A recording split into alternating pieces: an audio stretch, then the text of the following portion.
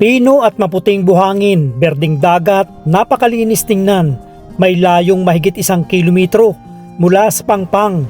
Dinarayo hindi lang ng mga taga rito, maging sa iba't ibang bahagi ng mundo, mapalokal man o dayuhan. Dahil ito ang itinuturing na pinakamagandang sandbar hindi lang sa bahaging ito ng Mindanao, maging sa buong Pilipinas. Matatagpuan sa ikalawang may pinakamaliit na probinsya ng bansa, ang Camiguin. Halina't pasyalan natin.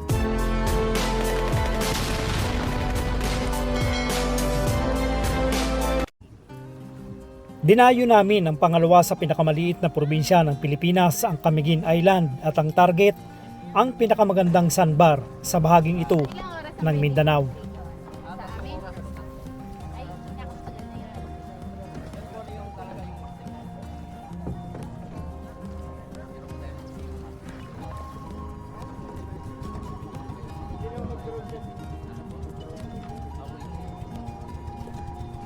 Mula dito sa Pangpang ay may 10 minuto hanggang 15 minutong biyahe sa bangka mula sa mainland patungong sandbar na may layong halos 1.5 kilometro ang ating lalakbayin.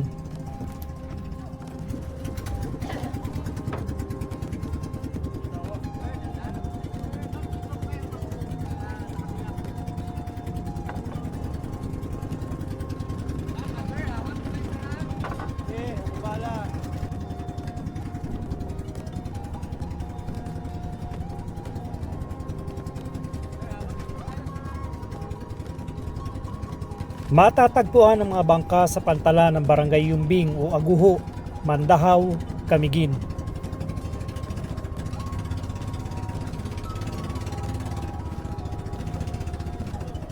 At kailangan nating magbayad ng entrance fee na 50 pesos kada isang tao, at sa bangka naman ay 550 pesos ang babayaran para sa 4 na pasahero. Pero sabi nila kahit 3 pasahero lang ay ganun pa rin ang inyong babayaran. Masarap yung aming paglalakbay ngayong araw na ito, hindi siya maalon at maganda ang panahon. Asul na asul ang dagat. Kung mapapansin ninyo, napakaraming bangka ang nagsasalubungan dahil napakaraming pasahero ngayon dito sa bahaging ito ng Camiguin. Antabayanan nyo lang mga Kamindurahin TV ang aking full vlog dito nga sa sandbar ng Camiguin.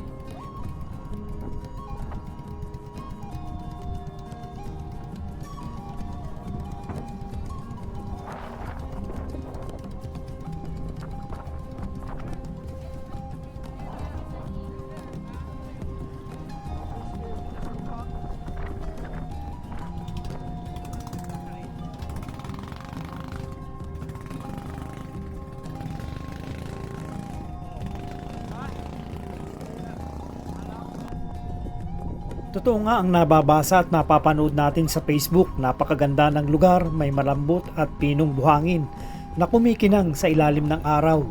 At mula rito ay kitang-kita mo ang ganda ng bundok ng hibok-hibok. Lumiliit o lumalaki ang sandbar na ito depende sa taas ng tubig. Para sa kabuuang paliwanag, ang White Island na ito ay malaparaiso sa ganda. Sundan nyo lang ang ating kabuuang vlog dito mismo sa sandbar ng Camiguin.